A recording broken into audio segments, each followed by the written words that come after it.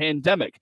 Lincoln College encourages individuals to review the frequently asked documents on the Lincoln College website for more information regarding the closure process. Academic support and transitional services will be available to students through the remainder of the semester. Get news anytime at DeWittDailyNews.com. We are 26 minutes ahead of the hour here on this Thursday. 38 degrees, overcast in Clinton. Feels like 32 outside. Local information that makes a difference. Here's your regional weather. Today, rain likely into the afternoon. Temperatures around 40 degrees. West winds at 15 miles an hour. Wind gusts today of 30 miles per hour. Chances of showers into the evening tonight. Otherwise, a gradual clearing. Lows around 30 degrees. A west-northwest wind at 15 to 25 miles per hour. Friday, sunny with a high of 50 degrees. Partly cloudy Friday night. Lows in the mid-30s. Rain likely Saturday. Temperatures around 50 degrees. New rain Saturday between 1/10 and 1/4 of an inch. Going to be breezy Saturday. South-southeast winds will shift from the west-northwest in the afternoon at 15 miles an hour. Wind gusts Saturday of 30 miles an hour. Sunday, sunny with a high in the upper 50s. And Monday, a 30% chance of early rain. Otherwise cloudy. Highs in the mid-50s.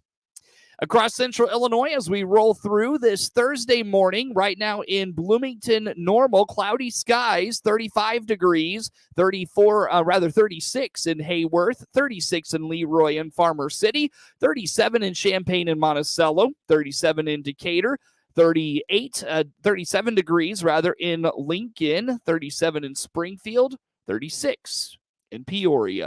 38 overcast in Clinton. Feels like 32 outside. West winds at 10 miles an hour. 10 miles of visibility this morning. Get the latest in local weather at DeWittDailyNews.com. CEO Paul Skowron here from Warner Hospital and Health Services in Clinton. Preventative health care protects you from infections, whether COVID, the flu, or other respiratory ailments. Schedule your appointment now by clicking our icon at DeWittDailyNews.com. When it comes to fire and water restoration, ServPro of Piatt, DeWitt counties can make your emergency or disaster like it never even happened. Find out all the services they provide by clicking their icon at DeWittDailyNews.com. The Miller Media Group in Taylorville and Clinton are looking for a person who considers getting results mandatory while maintaining the highest levels of ethical standards. Selling must be in your blood and self-starting is your calling card. You must be able to work alone or under close supervision. If you meet our stringent standards and we believe you can be a part of a progressive team of committed professionals, we want to talk to you. A $2,000 signing bonus is offered. Send your resume via email to sales@randyradio.com. That's sales@randyradio.com. The Miller Media Group is an equal opportunity employer. ServPro of Piatt, DeWitt counties is proud to be the exclusive sponsor of WHOW Clinton Maroon Player of the Game. Announced at the end of every Maroon sports broadcast, our WHOW announcing staff will select that night's WHOW ServPro Piatt, DeWitt counties Clinton Maroon Player of the Game, whose play will be highlighted in each WHOW Maroon post-game broadcast, and that player receives a certificate. ServPro of Piatt, DeWitt counties make it like it never happened. Find out their services by clicking their icon at DeWittDailyNews.com. Here are the contest rules for WHOW and WEZC Radio. We allow only one winner of any prize from either station per household in a 30-day period. Prizes can be picked up by the winner at our studios inside the Big Red Barn, 4 miles south of Clinton on U.S. Highway 51 within 2 weeks of winning. Our office hours are weekdays from 8 till 10 a.m. and 11 a.m. to 3:30 p.m. Employees of WHOW, WEZC, and their families are not allowed to participate in our contest. Thanks for participating and for listening to WHOW and WEZC. You're listening to The Morning Show on the Big 1520 across central Illinois. WHOW. Top of the morning. Thanks for being with us on this Thursday. The WHOW Morning Show streams to Facebook and YouTube. It's brought to you by Peterson Insurance, your Pekin Insurance agent in Clinton. My guest on the phone in this segment of the morning show is Candace Summers with the McLean County Museum of History. Candace, a good morning to you. Always good to catch up. How are we doing this morning? Good. Glad the rain has stopped for the most part. I mean, I could go for a peak of sunshine here and there, you know? It feels like Yes, we've had please. clouds for like 5 straight days or something like that. Yeah, no, I definitely could use the sunshine we had over the weekend. Please Absolutely. bring it back. Absolutely. It felt like we got teased there, like the first few weeks of March. I know you had a couple of events in early March. You had great weather for those. And then it's like all of a sudden Mother Nature says, nope, just kidding. We're not going to spring yet. Exactly. Fooled you. Yeah, exactly. Well, Candace, speaking of those March events, how did things go? I know Women's History Month is a big time of year for the McLean County Museum of History. You have a lot of phenomenal stories to tell folks, as it relates to almost any time of the year, whether you're highlighting African-American history, you're highlighting women's history, whatever it may be. How about the month of March? How did things go? Yeah, no, things went really well. We had some really successful programs that celebrated women's history. The program that was presented through Burlington Public Library about our local women's history. Our first Friday month that was celebrating women business owners and entrepreneurs. We also, several staff featured women's history in our Sunday contributions to the Pantograph. And we got a lot of really positive feedback and, people wanting to know more. So we always encourage them, to come to our exhibits, see the women that are featured in the exhibits all year round, but also, check out our online resources that feature a lot of biographies of women from McLean County. There's so much that you can learn through the museum about women's history and obviously all history of McLean County. And I was thinking about that this morning as I was preparing for our interview today, Candace. That's one of the things about the museum, I feel like, from your perspective, is you're barely scratching the surface of all the stories and all the phenomenal people that have a story to tell. How do you feel about that? I agree 100% there. I am always amazed when I uncover a new person or a new story that I had no idea about, or I'd at least heard the name, but never realized their impact on the community. So one person, one woman in particular, we were looking at her for consideration for the cemetery walk in the future. And her name is Frances Kessler. And she was a music appreciation teacher for Bloomington schools for several decades. And one fascinating bit of information that I learned about her is that she worked with our local radio station up here, WJBC, to present music lessons through the radio waves into all the schools of Bloomington at one point in her career. So you can think of it as a long distance learning in the 1940s before it was a thing, because of COVID. And I also ran across a couple of accounts of former students of hers that credit her 100% for their careers in music and how they learned to appreciate music and how music impacted their lives. So I look forward to featuring her on the cemetery walk very soon. Not for this year. We had lots to choose from for this year, but she will be featured in the very near future and sharing that story of her impact on thousands of students and instilling in them an appreciation for music locally. Definitely. Yeah, definitely. So a lot of people to highlight, a lot of stories to tell. And so we look forward to just all the events that do just that at the McLean County Museum of History. And speaking of things that do that, Candace, is there anything like that coming up in the month of April? What does the next month have in store for the museum? Absolutely. So kind of taking a different turn for events here. Tomorrow for our first Friday, we are going to be participating in Slow Art Day. So what Slow Art Day is, it's an annual global event with the mission to help more people discover the joy of looking at and learning to appreciate art. So, just taking art in where you find it and spend some time really, focusing on it, thinking about it. I mean, I'm just as guilty as the next person when I go to an art museum where I kind of pause for a minute, look at something, walk off, go to the next thing. I don't really sit there how you see some people really sitting there and taking it all in. And that's what Slow Art Day is about, is really encourage people to stop and really think about the impact of that art. So the museum will have some artworks on display, and then there'll also be an egg hunt around downtown Bloomington because Easter is upon us. So there'll also be businesses hosting a golden egg that if you find it, you will win a prize. So come down and see some art, find a golden egg to win a prize or two, and just enjoy First Friday. And the Slow Art Day also continues into Saturday as well. Now, it's been a while, Candace, since we've highlighted First Friday, just in terms of what it is, kind of the basics. Remind us of First Friday, what these are all about. Yeah, so First Friday, it's been going on as long as I've been here at the museum, which is approaching 17 years now. It's a way to highlight and focus on local businesses where the first Friday of every month, a lot of businesses stay open later and encourage people to come in with special activities, special themes, special discounts.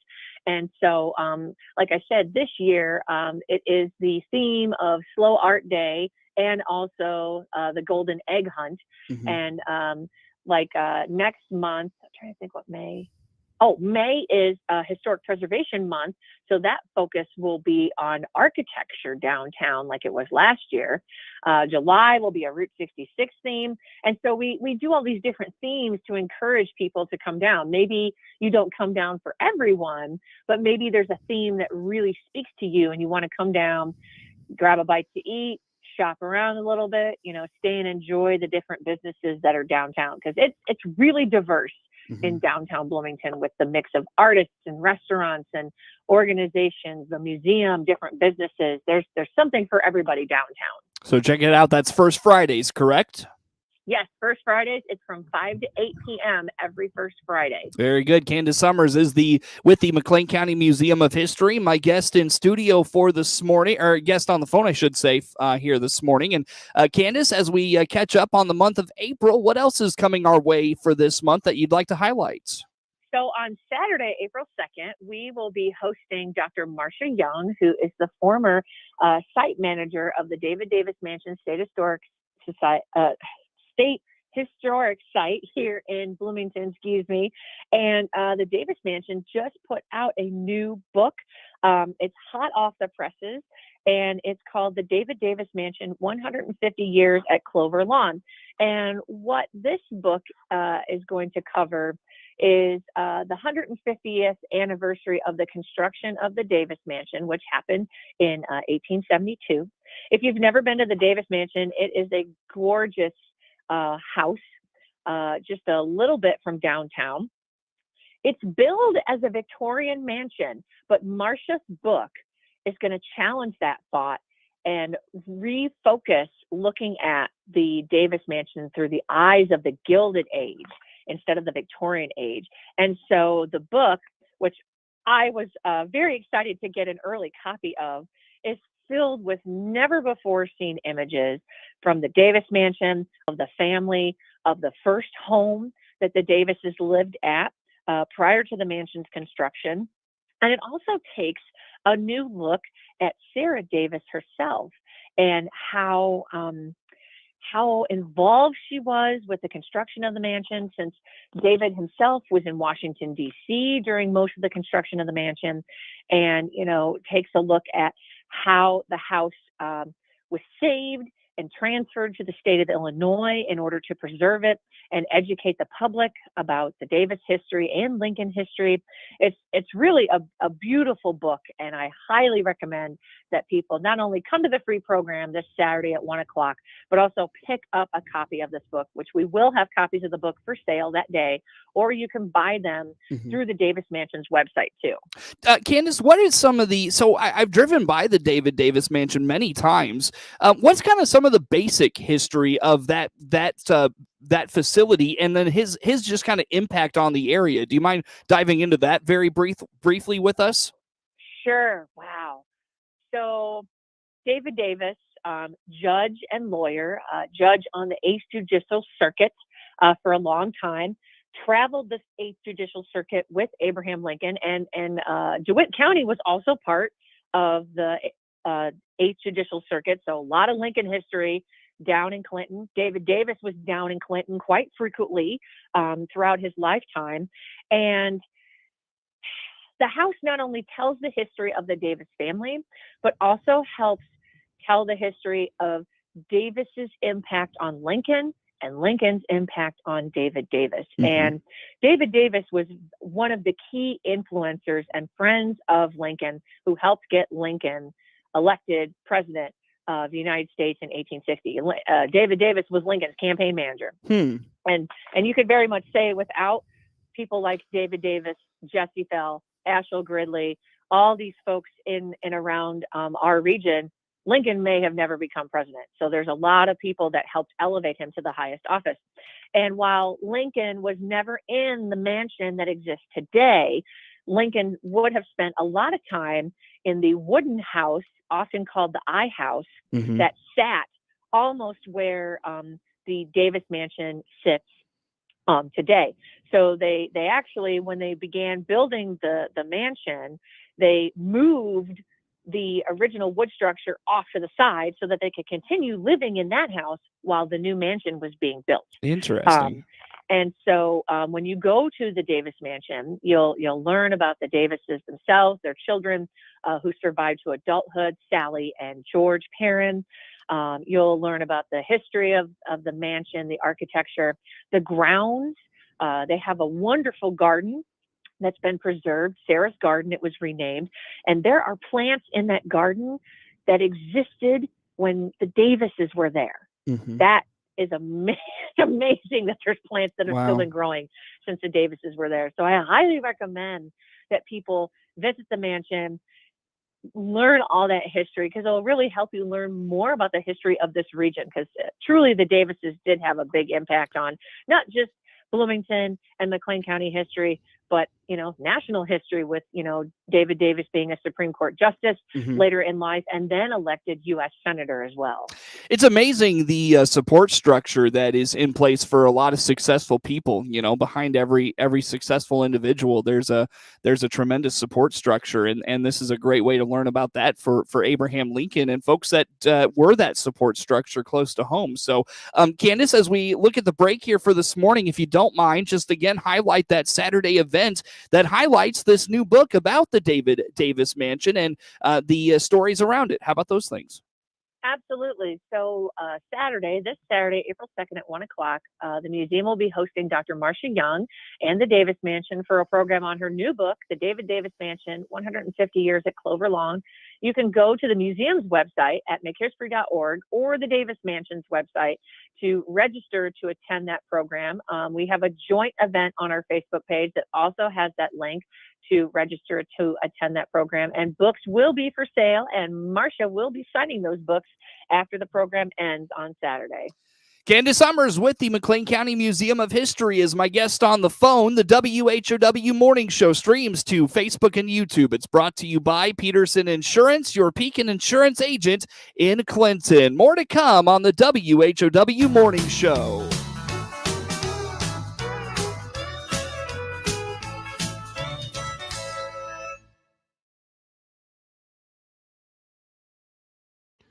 Let's check the opening numbers now at the Chicago Board of Trade on this Thursday. I'm Jim Taylor for the RFD Radio Network. Corn, beans, and wheat all starting the day higher. May corn opening 740.5, up 2.5. July corn up 3, 723. December corn 660.25, up 4.25. May beans 1667, up 3. July beans up 2, 1644.5. November beans 1472, up 1 3/4. May wheat starting the day 1034.5, up 7 1/4. July wheat up 5.5, 1028.5. And September wheat starting the day 1014 1/4. That's up 6. May bean meal 473.80, up 70 cents. May bean oil 71.73, down 49 cents. That's a look at the opening numbers at the Chicago Board of Trade on this Thursday morning.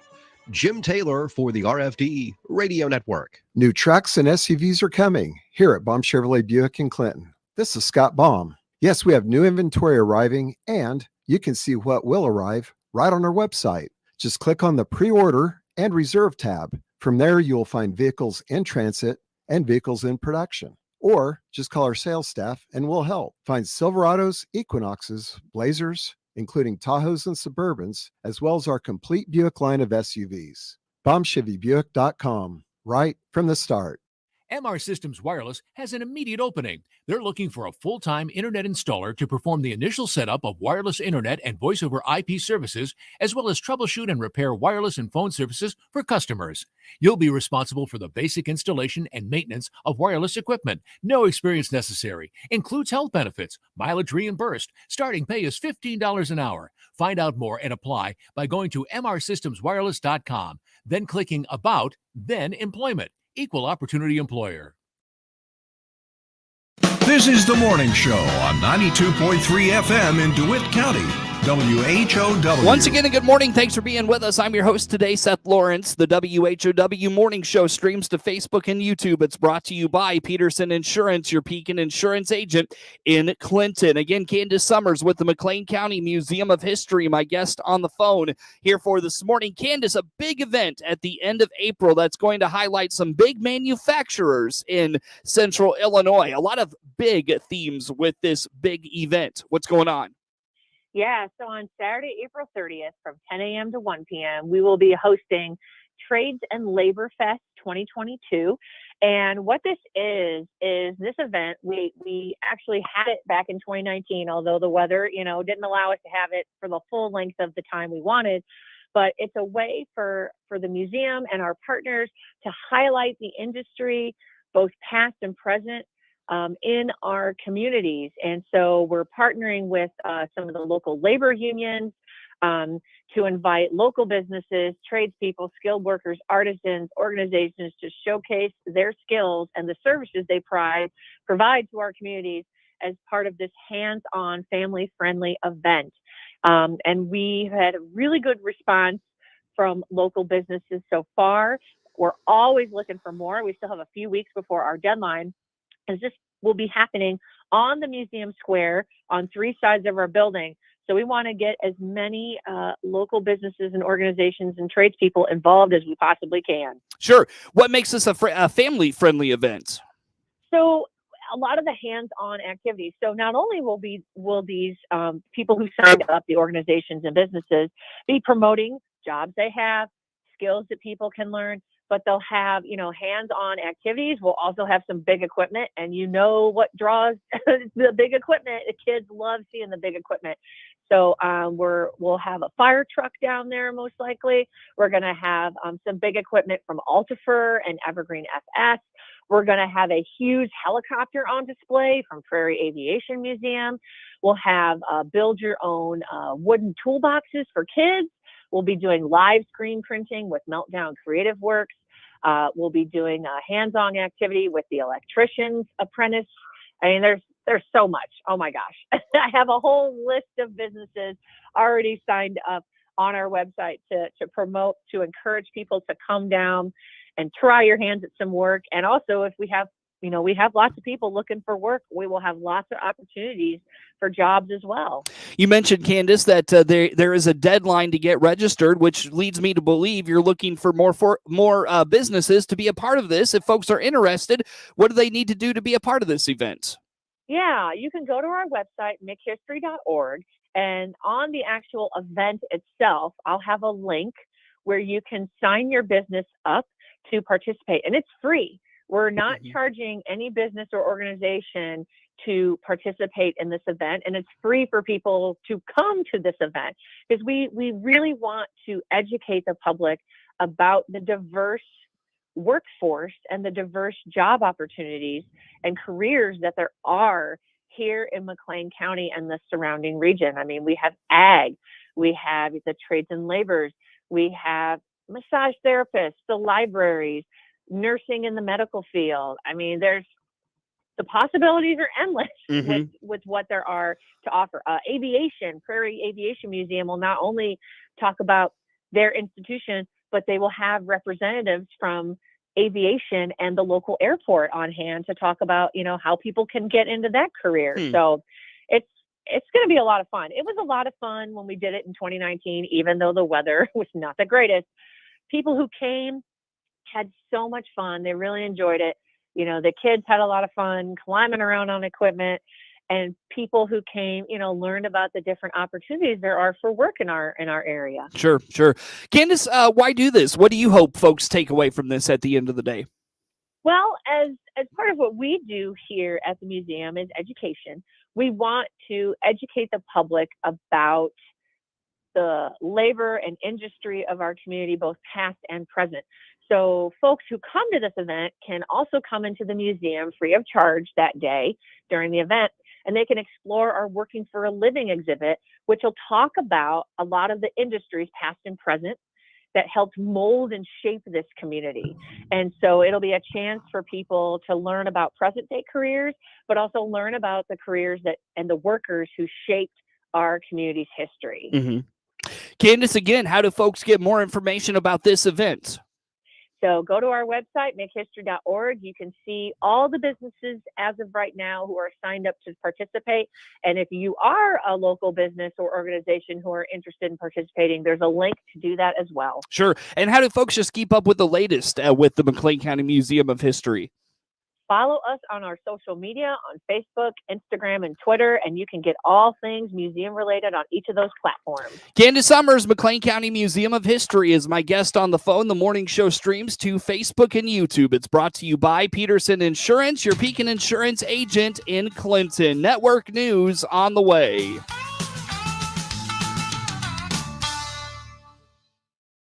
The Big 1520 WHOW Clinton, 92.3 FM, W222 BG Clinton, 106.